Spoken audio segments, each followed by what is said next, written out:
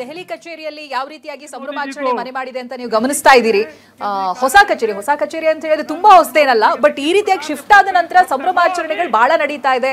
ಬಿಜೆಪಿಗೆ ಇದು lucky office ಅಂತಾನೂ ಕರೆಯಲಾಗ್ತಾ ಇದೆ. ಇದಾಗ್ಲೇ ಅಲ್ಲಿಗೆ ಬಿಜೆಪಿ ನಾಯಕರು ಆಗಮಿಸಿದ್ದಾರೆ, ಪ್ರಧಾನಿ ಮೋದಿ ಕೂಡ ಬಂದಿದ್ದಾರೆ. ಕಾರ್ಯಕರ್ತರು ಅವರನ್ನ ಯಾವ ರೀತಿಯಾಗಿ ಪ್ರೀತಿಯಿಂದ ವೆಲ್ಕಮ್ ಮಾಡ್ತಾ ಇದ್ದಾರೆ ಅನ್ನೋದನ್ನ ಗಮನಿಸಬಹುದು ನೀವು.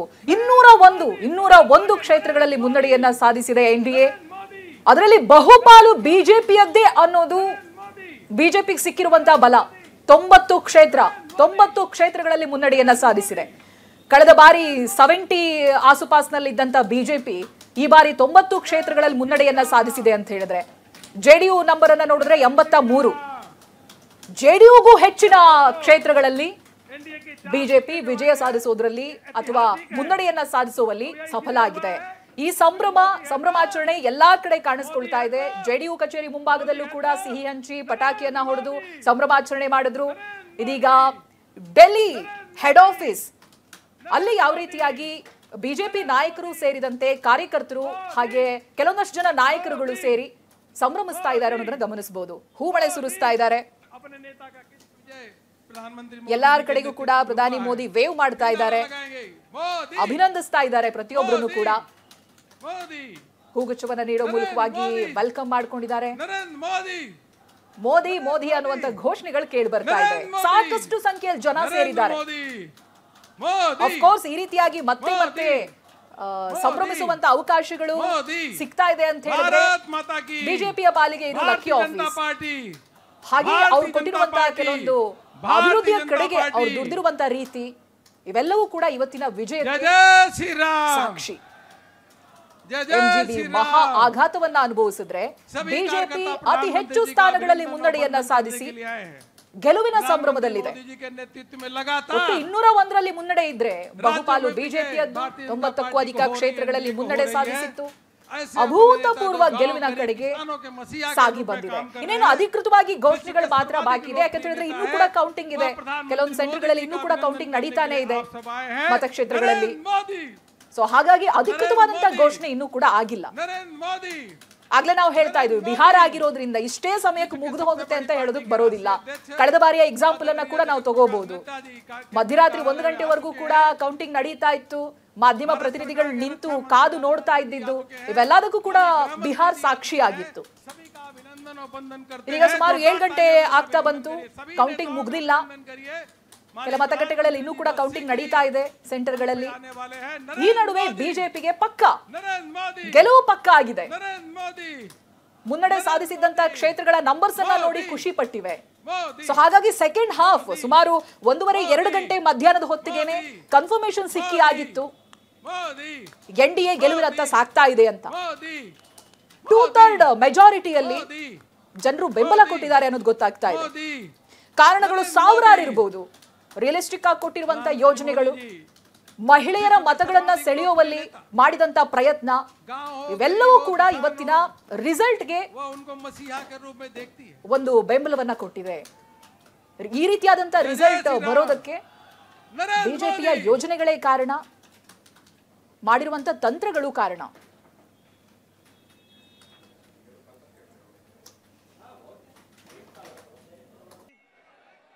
हमारे गृह मंत्री आदरणीय अमित शाह जी और यहाँ उपस्थित देवी और सज्जनों, पार्टी के कार्यकर्ता बंधु, कार्यकर्ता प्रेमी, पार्टी के प्रेमी और मीडिया के मेरे साथी, प्रिंट मीडिया और इलेक्ट्रॉनिक मीडिया के मेरे साथी, सबसे पहले तो आज इस जनता को धन्यवाद देने के कार्यक्रम में मैं सबसे पहले तो आदरणीय प्रधानमंत्री जी को, भारत के करोड़ों कार्यकर्ता जो टेलीविजन से जुड़े हैं, बिहार के लाखों कार्यकर्ता जिन्होंने दिन रात एक किया, और यहाँ उपस्थित हमारे सभी कार्यकर्ता बंधुओं के तरफ से आदरणीय प्रधानमंत्री जी का हार्दिक अभिनंदन, स्वागत है। ಇದಾಗಲೇ ದೆಹಲಿ ಬಿಜೆಪಿ ಕಚೇರಿಯಲ್ಲಿ ಸಂಭ್ರಮಾಚರಣೆ ಆರಂಭ ಆಗಿದೆ. ಜನರಿಗೆ ಧನ್ಯವಾದವನ್ನ ತಿಳಿಸುವ ನಿಟ್ಟಿನಲ್ಲಿ ಒಂದು ಕಾರ್ಯಕ್ರಮವನ್ನು ಕೂಡ ಆಯೋಜನೆ ಮಾಡಿದ್ದಾರೆ.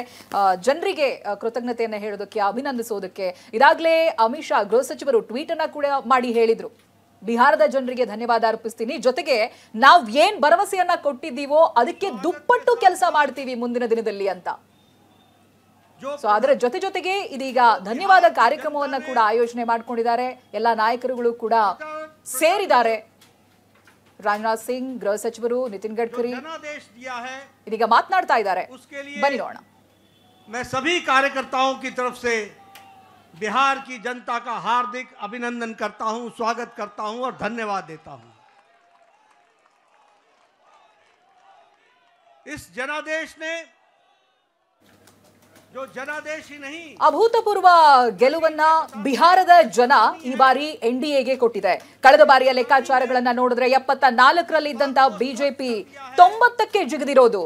बिहार की जनता हो या देश की जनता हो, आदरणीय प्रधानमंत्री जी पर अटूट विश्वास उन्होंने व्यक्त. भारत माता की, भारत माता की। भारतीय जनता पार्टी के राष्ट्रीय अध्यक्ष जेपी नड्डा जी, राजनाथ सिंह जी, अमित भाई,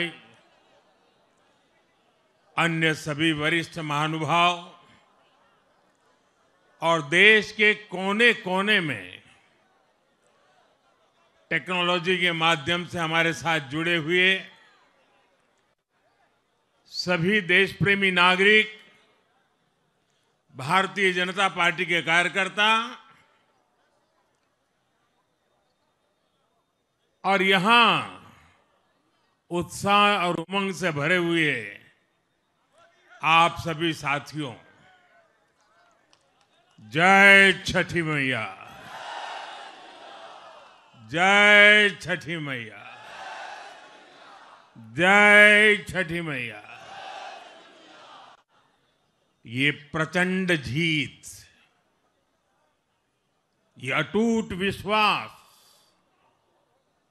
बिहार के लोगों ने बिल्कुल गर्दा उड़ा दिया है।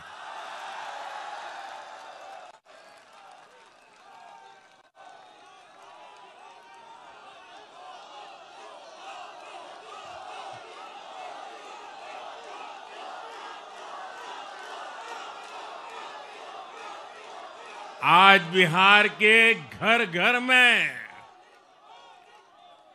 मखाने की खीर बनाना पक्का कर दिया है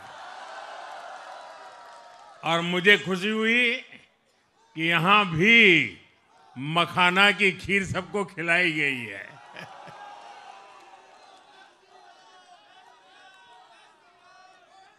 हम एनडीए के लोग,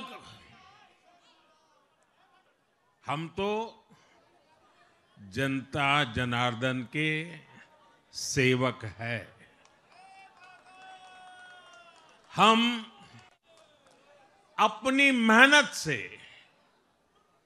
जनता का दिल खुश करते रहते हैं और हम तो जनता जनार्दन का दिल चुरा कर बैठे हुए हैं।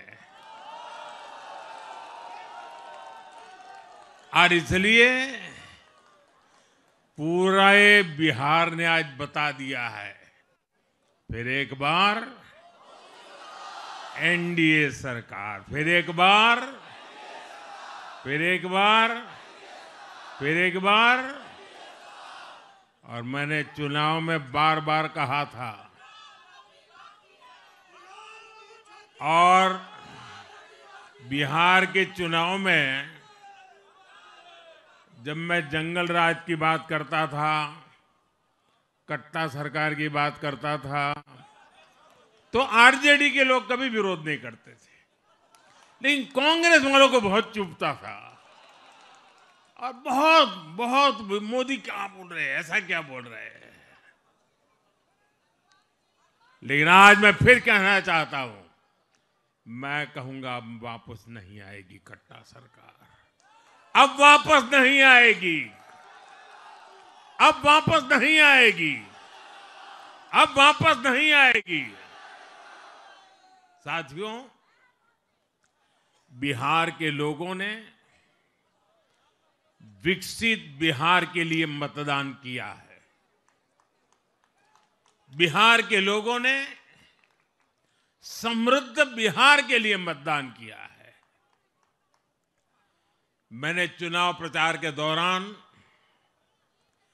बिहार की जनता से रिकॉर्ड वोटिंग के लिए आग्रह किया था और बिहार के लोगों ने सारे रिकॉर्ड तोड़ दिए।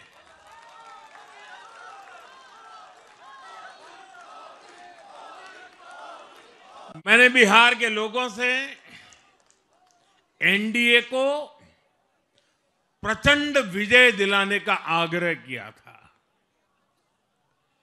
बिहार की जनता ने मेरा ये आग्रह भी माना। बिहार ने 2010 के बाद का सबसे बड़ा जनादेश एनडीए को दिया है।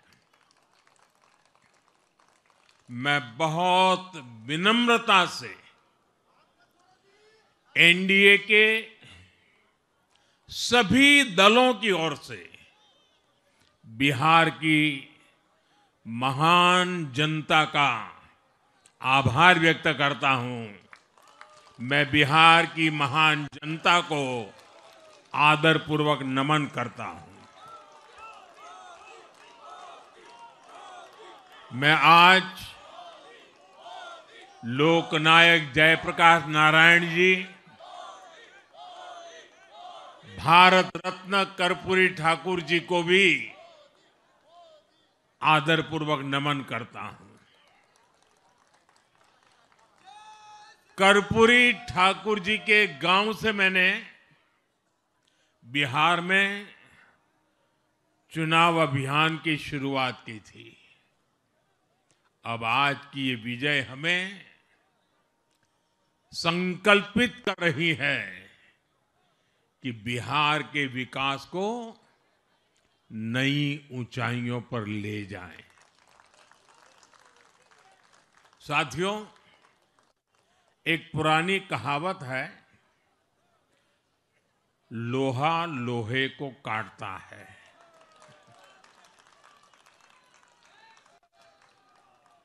बिहार में कुछ दलों ने तुष्टीकरण वाला माय फॉर्मूला बनाया था, पर आज की इस जीत ने एक नया सकारात्मक माय फॉर्मूला दिया है और ये है महिला और यूथ।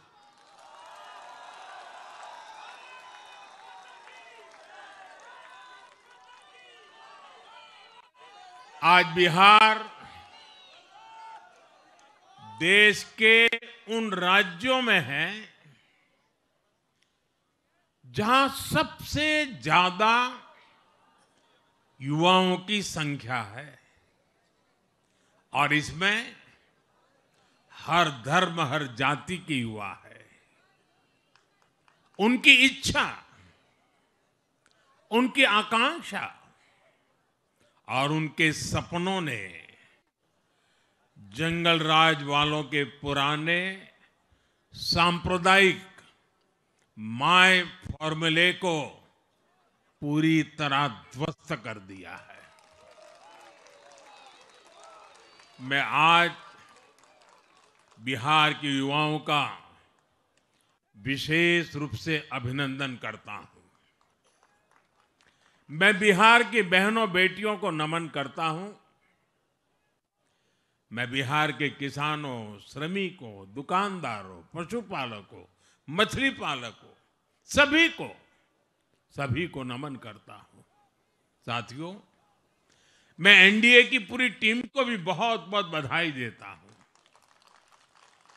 नीतीश जी ने शानदार नेतृत्व दिया। भारतीय जनता पार्टी के प्रदेश अध्यक्ष दिलीप जायसवाल जी, सम्राट चौधरी जी, विजय कुमार सिन्हा जी, उन्होंने लगातार मेहनत की। हमारे जीतन राम मांझी जी, कुशवाहा जी, चिराग जी ने बहुत बेहतरीन लीडरशिप दिखाई है। एनडीए के कार्यकर्ताओं ने भी बूथ लेवल पर तालमेल का अद्भुत प्रदर्शन किया है। मैं देश भर के भाजपा कार्यकर्ताओं का भी हृदय से अभिनंदन करता हूं।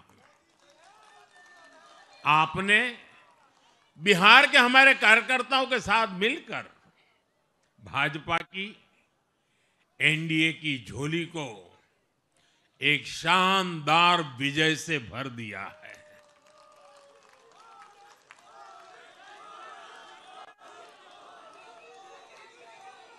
मैं जम्मू कश्मीर के नगरोटा के लोगों का और उड़ीसा में नुआपड़ा की जनता का भी आभार व्यक्त करता हूं। उन्होंने उपचुनावों में भाजपा की जीत पक्की की है। साथियों, आज सिर्फ एनडीए की विजय ही नहीं हुई है, ये लोकतंत्र की भी विजय है। भारत के लोकतंत्र पर भरोसा करने वालों की भी विजय है। इस चुनाव ने भारत के चुनाव आयोग पर जनता के विश्वास को और मजबूत किया है। बीते कुछ सालों से लगातार भारी मतदान होना,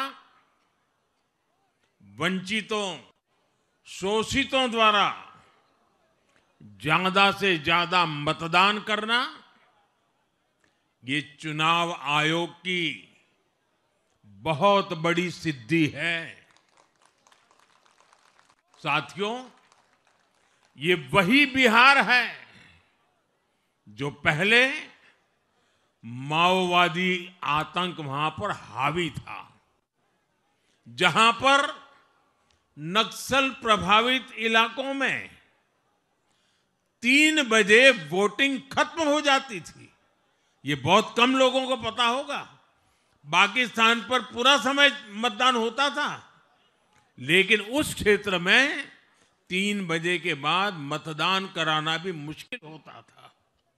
लेकिन इस बार के चुनाव में बिहार में बिना किसी डर के लोगों ने उत्साह और उमंग के साथ एक उत्सव की तरह वोट दिया है। बिहार में जब जंगल राज था, तब क्या क्या होता था, ये भी आप जानते हैं। सरेआम मतदान केंद्रों पर हिंसा होती थी, मतपेटियां लूटी जाती थी। आज वही बिहार रिकॉर्ड मतदान कर रहा है।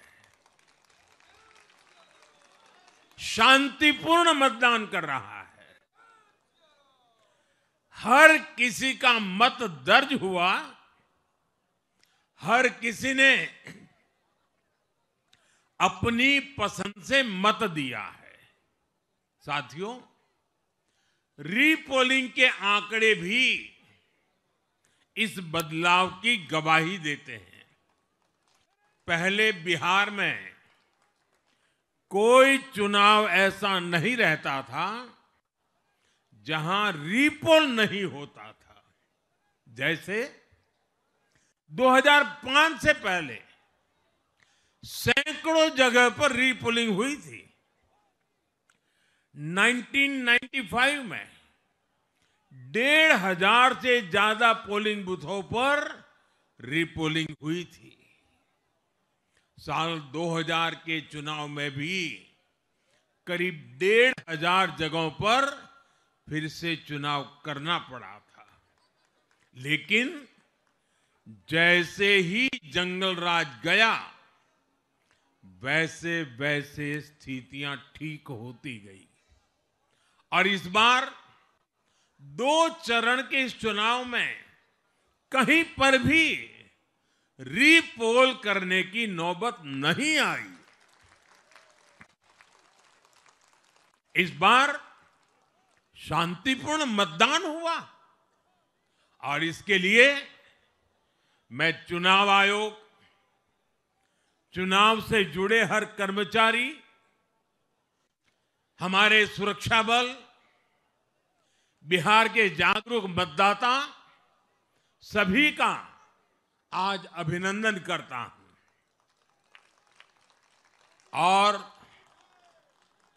देश को आप सभी पर गर्व है, ये मैं गर्व से कहना चाहता हूं। साथियों, बिहार के चुनावों ने एक और बात सिद्ध की है। अब देश का मतदाता, खास तौर पर हमारा युवा मतदाता, मतदाता सूची के शुद्धिकरण को बहुत गंभीरता से लेता है। बिहार के युवा ने भी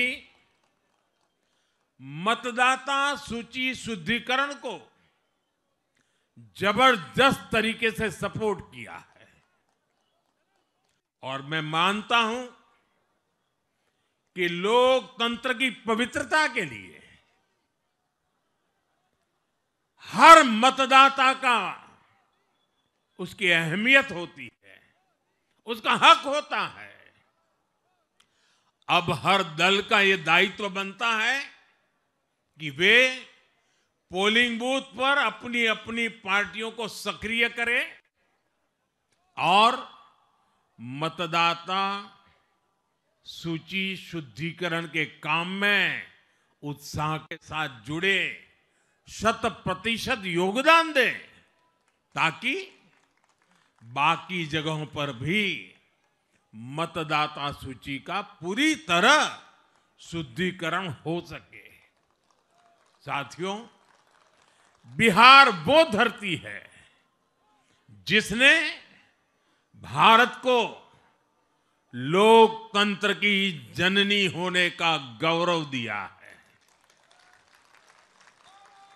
आज उसी धरती ने लोकतंत्र पर हमला करने वाली ताकतों को धूल चटाई है। बिहार ने फिर दिखाया है, झूठ हारता है,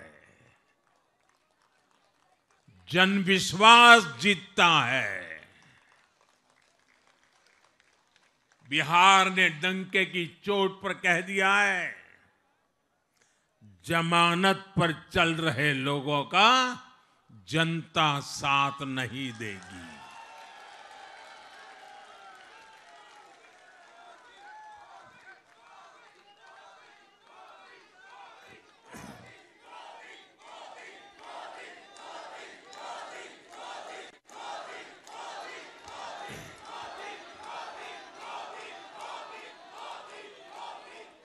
साथियों, भारत अब सच्चे सामाजिक न्याय के लिए वोट कर रहा है,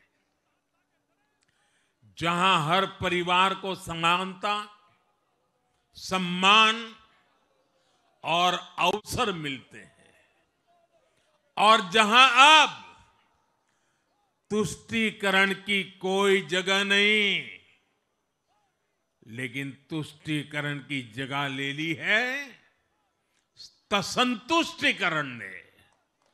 संतुष्टीकरण ये सबसे बड़ा मान है।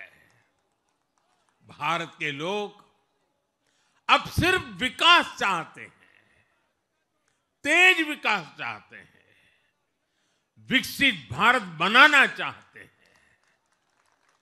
साथियों, नई सरकार के साथ एनडीए अब बिहार में 25 वर्षों की स्वर्णिम यात्रा की तरफ आगे बढ़ रहा है।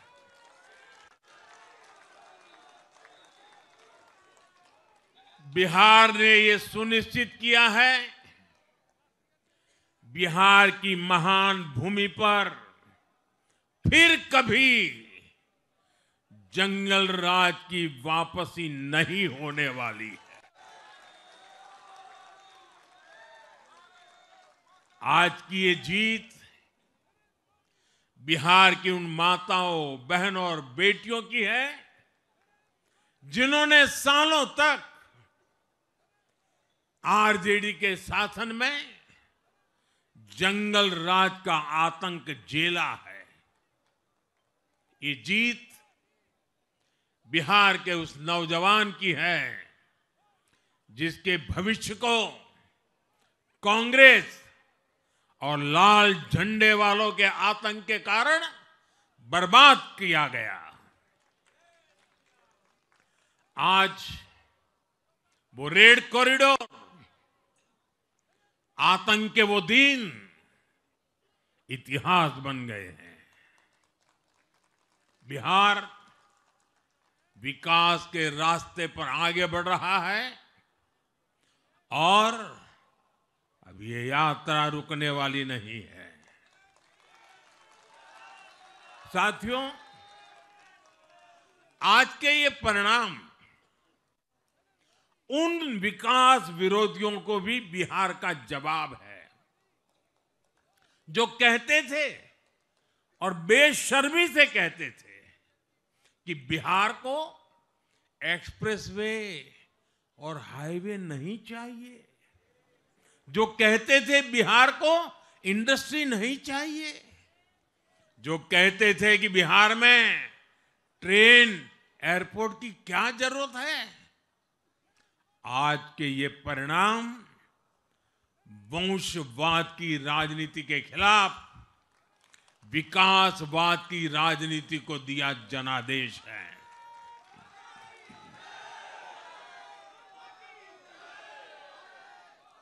साथियों, भारत के विकास में बिहार के लोगों की बहुत बड़ी भूमिका रही है, लेकिन जिन लोगों ने दशकों तक देश पर शासन किया, उन लोगों ने हमेशा बिहार की एक झूठी छवि बनाई। इन लोगों ने बिहार को बदनाम किया। इन लोगों ने न बिहार के गौरवशाली अतीत का सम्मान किया, न बिहार की परंपरा और संस्कृति का आदर किया, और न यहां के लोगों की इज्जत की। आप खुद सोचिए, जो लोग छठ पूजा को ड्रामा कह सकते हैं, वो बिहार की परंपरा का कितना सम्मान करते होंगे।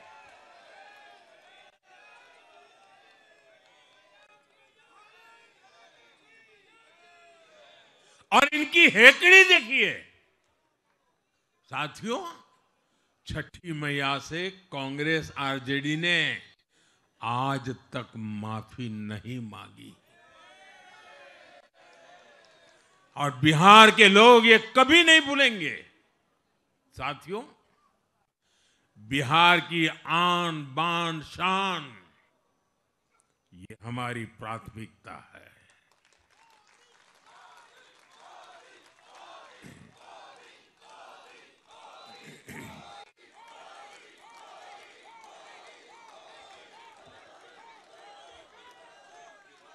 हमारी सरकार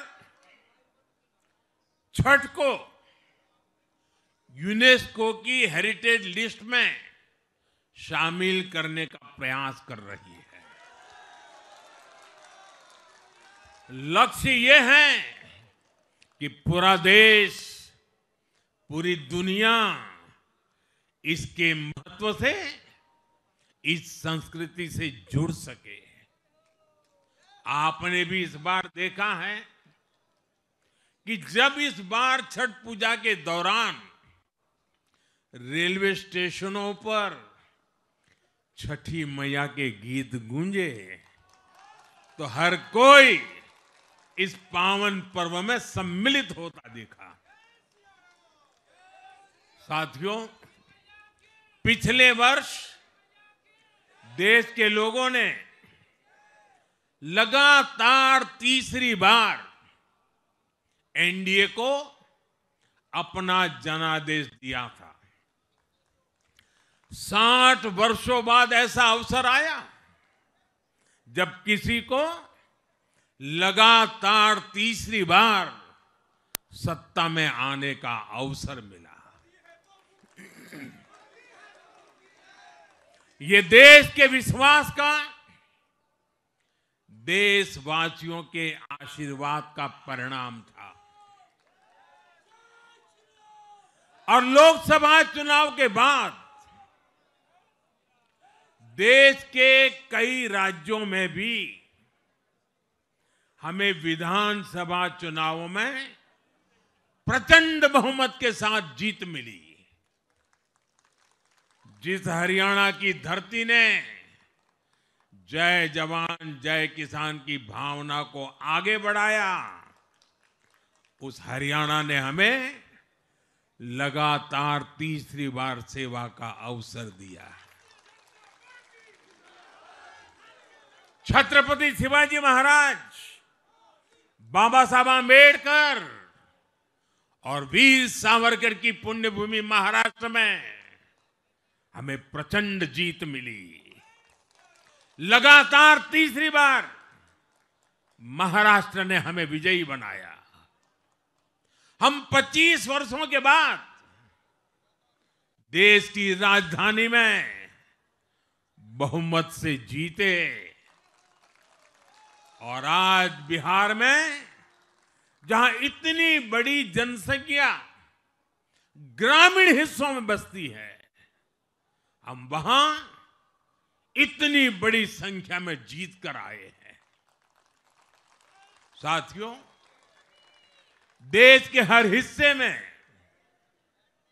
हर परंपरा में लोग एनडीए को एक विश्वास और उम्मीद के साथ देख रहे हैं। देश के महानगरों से देश के ग्रामीण इलाकों तक, देश के फाइनेंशियल सेंटर से टियर 2 और टियर 3 शहरों तक, देश की नारी शक्ति से देश के फर्स्ट टाइम वोटर्स तक, हर वर्ग, हर जाति, हर समुदाय, हर क्षेत्र ने एनडीए को अपना विश्वास, अपना आशीर्वाद दिया है और लगातार अपना आशीर्वाद दे रहे हैं।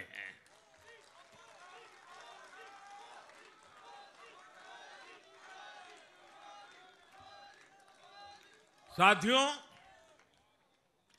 भाजपा की एनडीए की सरकारों को 20-20 साल बाद भी अगर जनता फिर से चुन रही है तो ये देश में pro people, pro governance, pro development राजनीति की स्थापना है। ये भारत की राजनीति का नया आधार है और इसी pro people, pro governance, pro development आधार पर चलते हुए हम बिहार को विकसित बनाएंगे, देश को विकसित बनाएंगे। साथियों, जिस पार्टी ने दशकों तक देश पर राज किया, उस पर देश की जनता का विश्वास लगातार घट रहा है। कांग्रेस देश के अनेक राज्यों में सालों से सत्ता से बाहर है। बिहार में 35 साल, गुजरात में 30 साल, यूपी में भी करीब करीब 4 दशक और पश्चिम बंगाल में करीब 5 दशक से कांग्रेस की सरकार लौटी नहीं है। साथियों, पिछले 3 लोकसभा चुनावों में कांग्रेस 3 अंकों की संख्या तक पहुंच नहीं पाई है। 2024 के लोकसभा चुनाव के बाद, मैं 24 के बाद की बात कर रहा हूं, 2024 के लोकसभा चुनाव के बाद देश के 6 राज्यों में विधानसभा चुनाव हुए और इनमें भी कांग्रेस 100 सीटों का आंकड़ा पार नहीं कर पाई है। 6 की, मैं 6 विधानसभा की बात कर रहा हूं। और आज ही के दिन सिर्फ एक चुनाव में हमारे जितने विधायक चुने गए हैं, कांग्रेस पिछले 6 चुनावों में 6 चुनाव में उतने विधायक जीत नहीं पाई।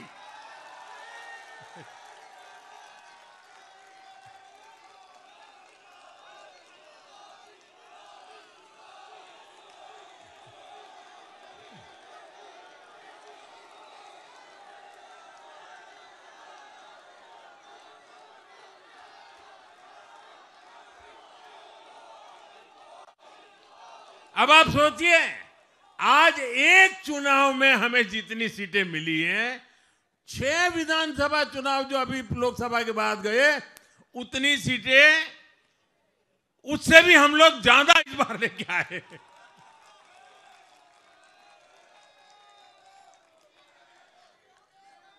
साथियों, कांग्रेस की राजनीति का आधार अब सिर्फ और सिर्फ नेगेटिव पॉलिटिक्स हो गया है। कभी चौकीदार चोर है का नारा, संसद का समय बर्बाद करना,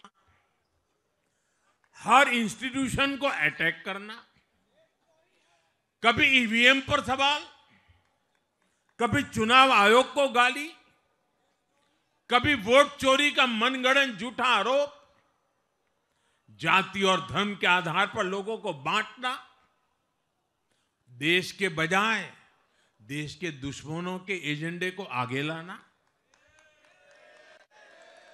कांग्रेस के पास देश के लिए कोई पॉजिटिव विजन नहीं है।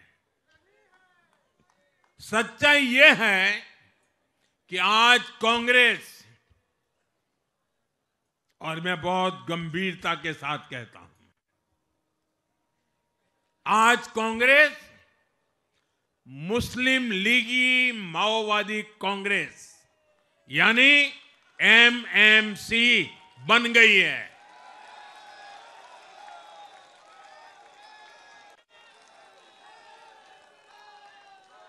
ये कांग्रेस मुस्लिम लीगी माओवादी कांग्रेस है, ये एमएमसी है।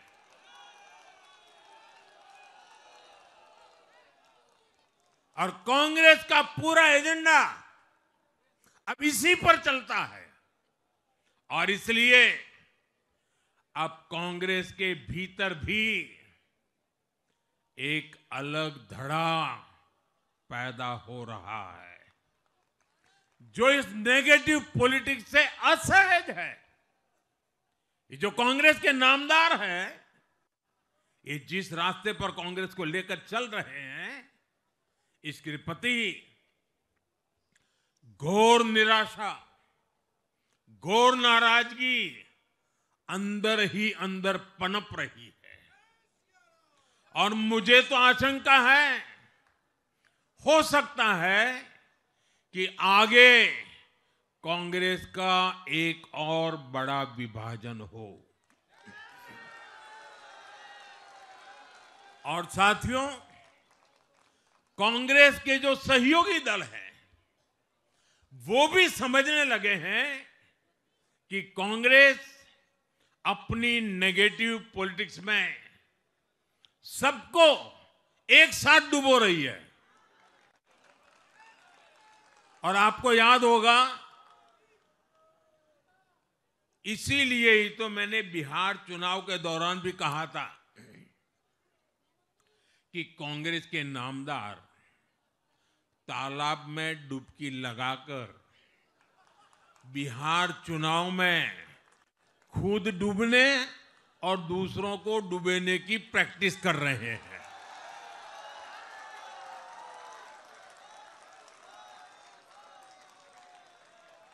साथियों, मैंने पहले भी इसी मंच से कांग्रेस के सहयोगियों को चेताया था।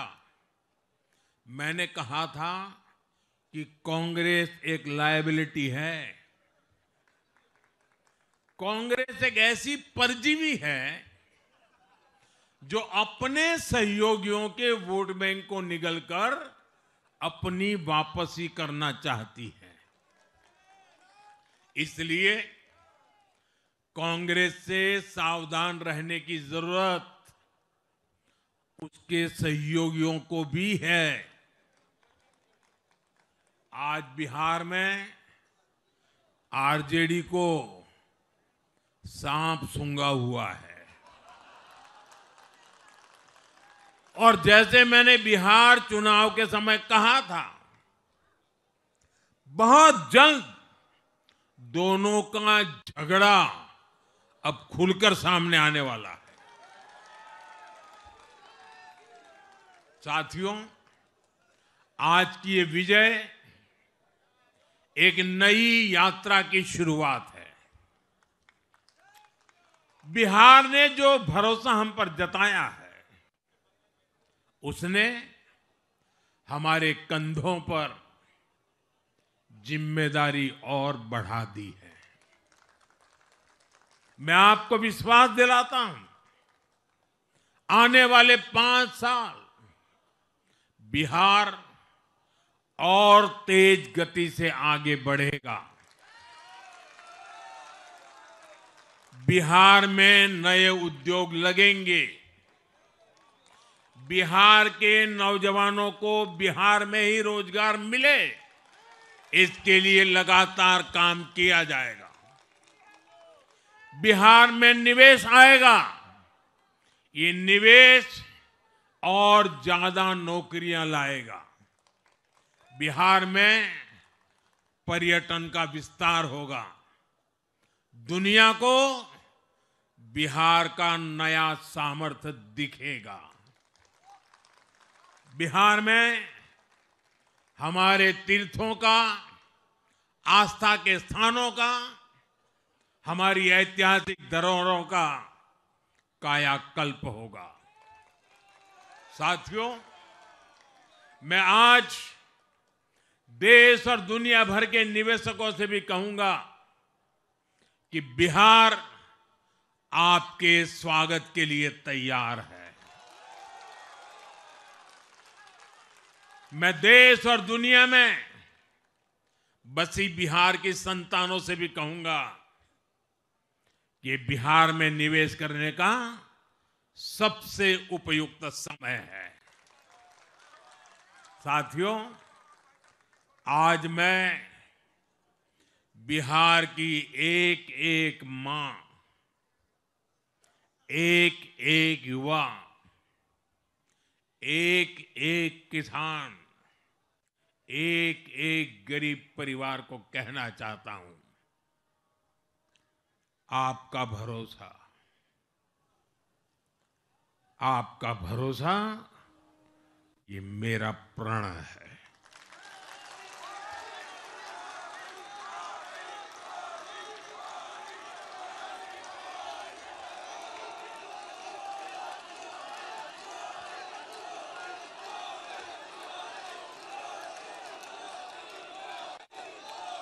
और मैं कहता हूं कि आपकी आशा मेरा संकल्प है।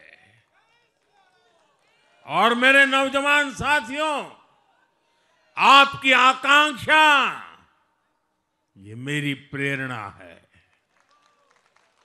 हम मिलकर एक ऐसा बिहार बनाएंगे जो समृद्ध होगा, विकसित होगा। साथियों, भाजपा की ताकत भाजपा का कार्यकर्ता है। जब भाजपा का कर्मठ कार्यकर्ता कुछ ठान लेता है तो कोई भी लक्ष्य असंभव नहीं रह जाता। आज भाजपा की हर सफलता का आधार उसका कार्यकर्ता ही है।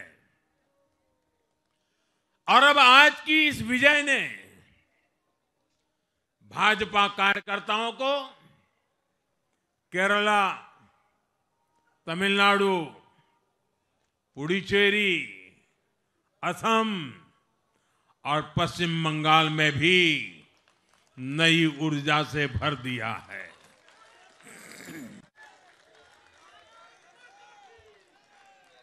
और हां, गंगा जी यहां बिहार से बहते हुए ही बंगाल तक पहुंचती है।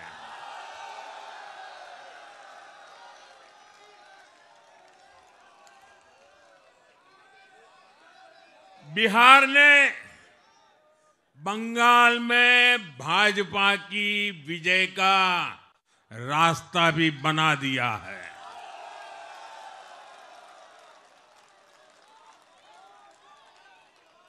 मैं बंगाल के भाइयों बहनों को भी आश्वस्त करता हूं, अब भाजपा आपके साथ मिलकर पश्चिम बंगाल से भी जंगल राज को उखाड़ फेंकेगी।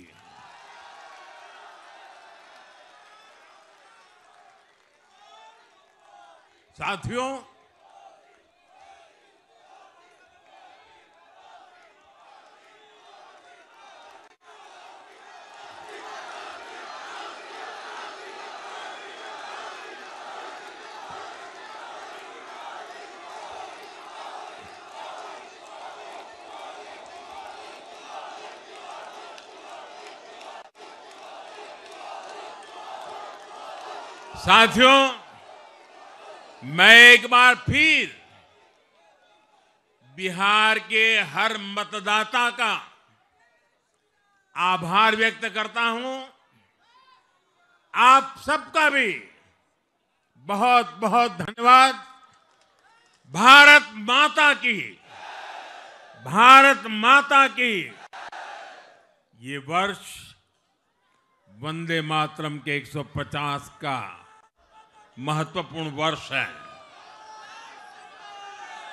मेरे साथ बोले वंदे वंदे वंदे वंदे वंदे वंदे वंदे वंदे वंदे वंदे वंदे वंदे।